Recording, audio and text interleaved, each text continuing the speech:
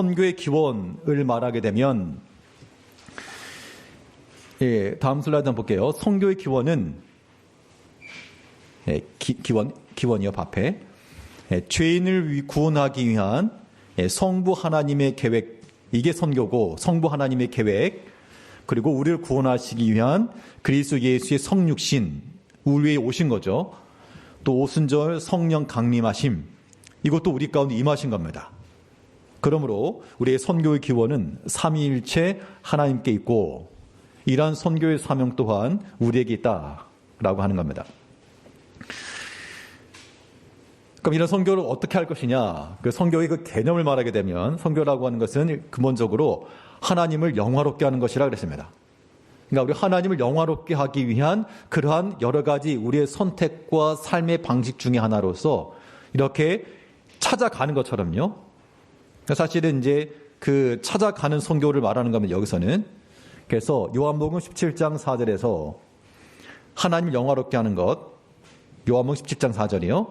아버지께서 내게 하라고 주신 일을 내가 이루어 아버지를 이 세상에서 영화롭게 하였사오니. 하나님께서 예수님을 통해서 하라고 하신 거, 그건 하나님의 이름을 나타낸 거죠. 그 일을 하면서 영화롭게 하였다. 그러니까 우리가 하나님을 영화롭게 하는 그 방법이라고 하는 것이 아버지께서 우리에게 주신 일, 우리에게 부탁하신 일, 명하신 일, 그 일을 우리가 이루어 나가는 겁니다. 그래서 우리가 이런 기회를 따라서 그래서 예수 이름을 나타내고요. 물론 이제 어떻게 하다 보면 항상 이제 모든 사람이 다 이렇게 찬동만 하지 않고 어떤 항상 이 소수 의견들도 있기 마련이죠. 꼭 그렇게만 해야 되냐, 굳이 거기까지 가야 되냐, 그런 말도 있지만요. 예수님께서도 성경을 보게 되면 예수님께서 배를 타고 건너가서 고치시고 그 한 사람 귀신 고친 다음에 또 다시 돌아오시거든요. 그 한 사람 원포인트를 위해서 일부러 바다를 건너가셨다가 오시기도 하시고, 또 예수님께서 굳이 마을 돌아다니기도 하셨고요. 꼭 그래야 됩니까? 회당에 모였으면 오지 않겠습니까? 회당에서도 가르쳤지만 또 예수님께서는 기회를 따라서 또 직접 다니시면서 전하셨는데, 사실 우리가 꼭 해외를 안 나가도요. 예전에는 뭐 어떤 지방 쪽 혹은 섬, 낙도, 선교 이런 것도 있었는데 요즘은 정말 사람이 없죠. 가서 전할 사람도 만만치 않지만 가도 사람이 없어서 참 어렵습니다. 그래도 이제 우리가 물고기 있는데 금을 내린다고 이런 곳에 가게 되면 참 그래도 말씀 앞에 모여있는, 예전 우리가 한국 처음 기독교가 전파될 때 그런 모습들이죠. 지금 말고 지금 여기 계신 분들이 더 어렸을 때, 그때 교회에 바글바글 하던 그런 때들, 그때 뭐 사탕 하나 준다면 좋아라고 그런 때들, 요즘 뭐 준다 그러고도 안 오죠, 사실은. 그런 상황 가운데서 어떻게 보면은 하나님 은혜가 기다리고 있는 자들에 가는 것 같아요. 그런 측면에서는 우리가 우리 이 땅 가운데도 하나님의 그 은혜가 다시금 회복되기를 바라는 마음을 가지고 우리가 함께 위하고 기도해야 되겠습니다. 이 사명 감당하는 것은 하나님을 영화롭게 하는 길이다 라는 개념을 가지고 나가야 되겠어요. 우리 우리 학생들도 이번에 참여, 우리 특별히 중고등학생도 마찬가지예요. 작년에 이어서 이번에 두 번째 가니까 제가 볼 때는 작년보다 더 마음 자세가 좋아진 것 같아요. 제가 볼 때. 그때 단지 뭐 참여한다를 떠나서 이거는 하나님을 기쁘시게 하는 일이다, 그런 마음을 가지고 참여를 하시기 바라겠습니다. 이 또 선교라고 하는 것은 구원을 주는 거라 그랬습니다. 로마서 1장 16절에서는 내가 복음을 부끄러워하지 아니하노니 이 복음은 믿는 모든 자에게 구원을 주시는 하나님의 능력이 됨이라. 자, 복음을 전할 때 그 방법적 측면에서요, 가장 중요한 건 말씀 전하는 거죠. 예수 그리스도께서 우리를 위해서 이 땅 가운데 오셨다. 근데 꼭 설교하는 것만 이 복음 전하는 건 아닙니다. 때로 우리가 어떤 그 은혜로운 찬양의 감동을 받고 마음이 변화되는 사람도 굉장히 많아요. 그런데 은혜롭게 찬양하는 것도 복음을 전하는 또 하나의 좋은 방법이고요. 또 어떤 다른 외적인 것, 우리 또 학생들 준비해 가는 것들, 어떤 사람들은 그런 거 보면서 또 그리스도 사랑 안다고도 말하기도 하고, 하나님 역사하시는 방식은 다르니까, 물론 공통된 것은 예수죠, 예수. 그 예수를 나타내기 위해서 우리가 기록된 말씀을 전하기도 할 것이고 또 함께 하나님의 사랑을 가지고 찬양도 할 것이고요.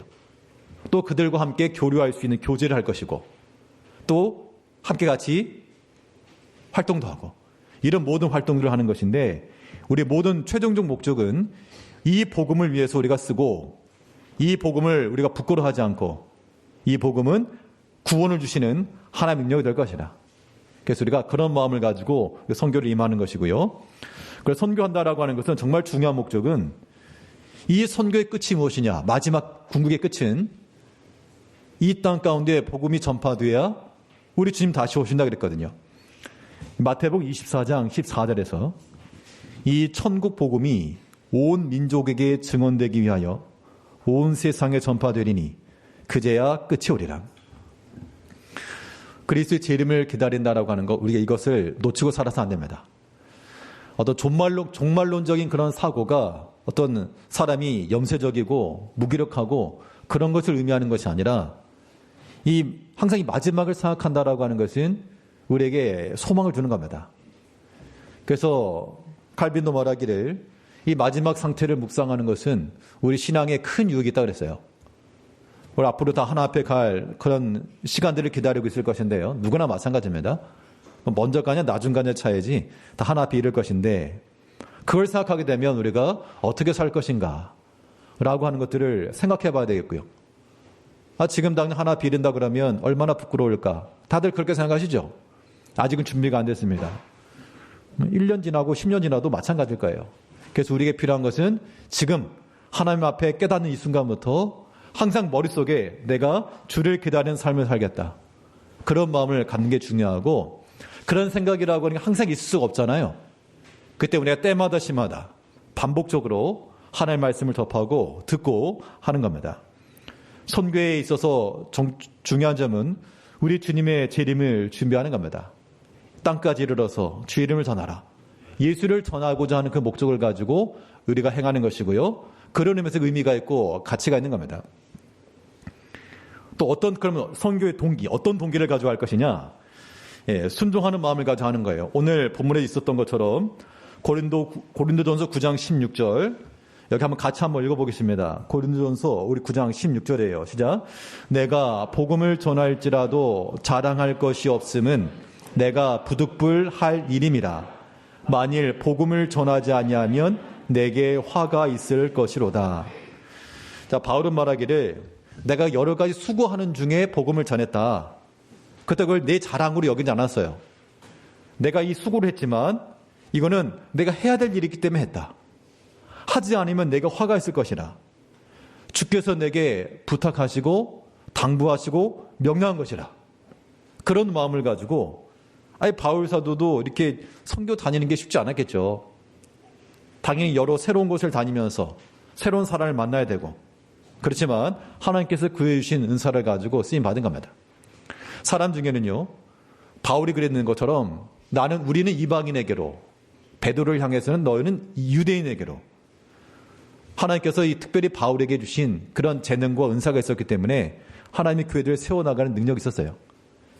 이 자리에 계신 우리 모든 성도님들도 하나님께서 우리에게 주신 그런 개인적 은사와 능력을 가지고 주를 위해서 쓰임을 받아야 됩니다. 자, 복음을 전하지 아니하면 뭐가 있을 것이로다? 화가 있을 것이로다. 여기서 내게 화가 있을 것이라고 하는 게 너의 내가 아니고 나잖아요. 그러므로 우리가 어떤 형태로든 이 복음 전하는 일에 힘을 쓰셔야 되겠어요.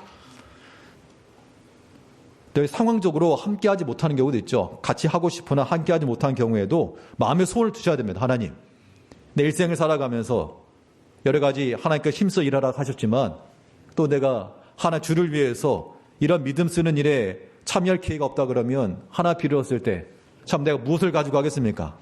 기도하시라고요. 하나 앞에 이런 믿음에 쓸 기회를 달라. 마음속에요. 그냥 닫지 마시고 다음에는 내가 간다. 그런 마음들을 좀 지니셔야 될 것 같아요. 우리 노회에 있는 어떤 교회에서도 선교를 합니다. 거기는 매년 아프리카 쪽을 가는데요. 이번에도 파송 예배하는 걸 보니까 인원수가 비슷해요. 우리는 몇 명이죠? 24명. 거기는 교인도 많은데 23명. 우리가 더 많죠. 한 명 더 많습니다. 그런데 구성을 보니까 거기는 이제 장년층들이 장년층들이 대부분이고 아마 이제 학생 고3 그 정도 몇 명 있는 것 같아요. 근데 우리는 장년층이 몇 명이고 대부분 다 우리 젊은 피들. 자, 그래서 우리 학생들이기 때문에 더 특별히 방학을 이용해서 가는 것도 있지만 이제 또 이제 시간 지나면서 뭐 다른 우리 장년분들도 일평생 동안 이렇게 힘써 일하시고 또 기회를 따라 하나님 앞에 그런 기도도 하세요. 나도 가서 그런 섬길 수 있는 기회 달라고. 그러면 분명 하나님께서 그런 마음을 가지고 가는 거 하시면 기회 주시겠죠. 다른 걸 떠나서요. 뭐 해외여행 가고 그런 의미가 아니잖아요. 주의 이름 안에서 말 그대로 우리 행하는 모든 것들이 주를 위한 마음을 가지고 행할 수 있다라고 하는 것, 이건 참 큰 복입니다. 복이에요. 그런 마음의 소원들을 지니시고 힘써 참여를 하셔야 되겠고요. 또 어떤 동기가 있어야 되는가 하면 사랑과 긍휼의 동기라 그랬습니다.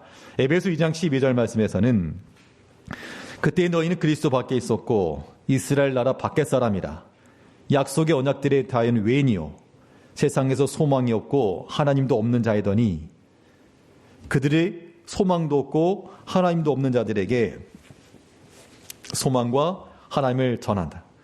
물론 우리가 가서 잠깐 방문해서 뭘 하겠냐 하겠지만요. 그때 이제 선교 삶을 통해서 드는 말은 이거예요.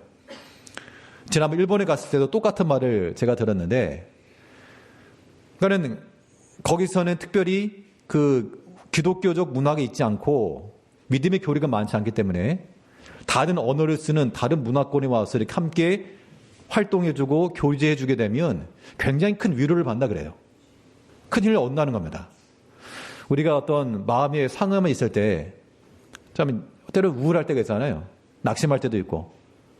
그때 나 혼자다. 뭐 그런 생각이 들 때 누군가 찾아와서 위로해주게 되면 그 큰 힘이 되지 않습니까? 그런 거잖아요. 지난번 저희가 일본 가게 된 것도 여러 차례 말씀드렸지만 굉장히 외롭다. 그런데 누군가 찾아와 주게 되면 회복되는 게 있다. 선교사로서. 그건 제가 경험했던 것이고, 이번에 가서도 그 선교사 만났을 때 또 제가 똑같이 들었단 말이에요. 이 교인들이 와서 이렇게 방문해주고, 우리 가서 상관 별로 없거든요. 가서 방문해주고 같이 뭐 전도 활동하고 그거밖에 없었는데 이렇게 찾아와 준 것만으로도 굉장히 힘이 나고 위로가 되고. 성경에 보면 예수님께서 선자 이름으로 냉수 한 그릇 대접을 해도 그 상이 잃지 않을 거라 그랬는데, 그 교회와 성도들과 그 선교사들에게 위로와 힘을 줬다 그러면 굉장히 큰 하나님 나라의 상급이 되겠죠. 꼭 나가가지고 뭐 예수를 전하고 복음을 설교를 하고 그런 거 많이 주더라도요.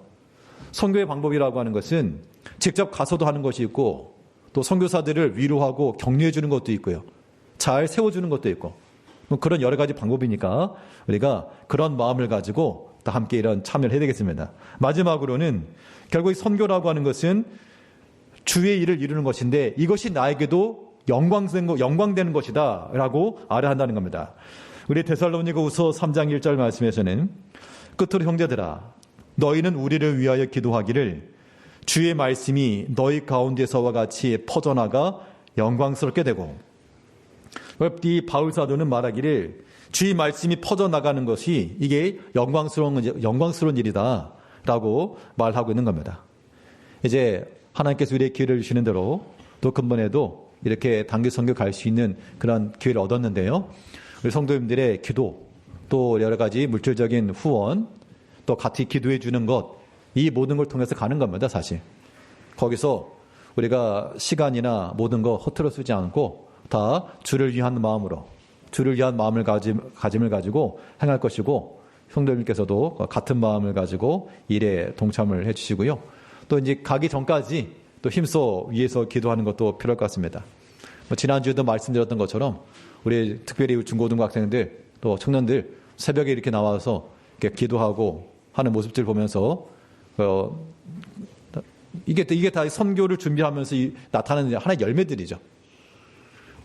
1년이 어떻게 지나갔는가 돌아보니까 선교를 중심으로 지나갔던 것 같아요. 선교 가기 전, 가고 나서 또 준비, 또 이런 과정. 어떻게 보면 우리 학생들이나 청년들에게는 참 중요한 그런 신앙적 자원이 될 것이다 하는 확신이 드는데요. 이런 것들이 좀 중단되지 않고 교회적으로 지속될 수 있도록 우리가 다 그런 마음을 가지고 우리가 나가야 될 줄 압니다. 그러면 이제 우리 다음 주, 다다음 주, 한 2주 뒤에 일정이 있겠습니다만 또 갔다 오면 금방이에요. 뭐 시간적으로는 금방 지나갈 것이지만요. 이 모든 걸 준비하면서 하나님의 근본교회를 통해서 준비하는 우리 학생들에게나 청년들에게도 믿음 주시고 또 그곳에 만나는 우리 지나가는 곳마다 그리스도의 사랑과 은혜가 나타나서 우리가 또 마음을 담아 진정성 있는 마음을 담아서 그들의 감동함을 받고 선교팀이 여러 오다 보면요. 이제 판단이 되게 돼요. 판단이 되게 되지만 뭘 잘했냐 못했냐를 떠나서 정말 마음으로 준비했는가 그것을 우리가 좀 전하고 싶은 거예요. 그래서 이제 우리 성도님들 같이 찬양하는 것도 좀 찍어가고 싶은 거고 제가 이거 단아까라 그랬잖아요.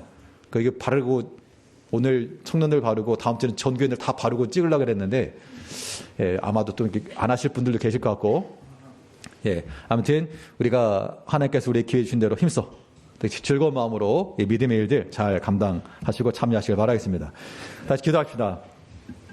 우리 사랑하신 아버지 하나님, 하나님께 특별히 제일교회